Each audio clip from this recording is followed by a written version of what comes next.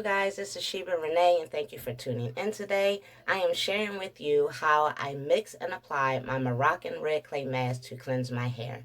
If this is your type of thing, let this video play. Hit that subscribe button and notification bell, you guys, and I hope you enjoy.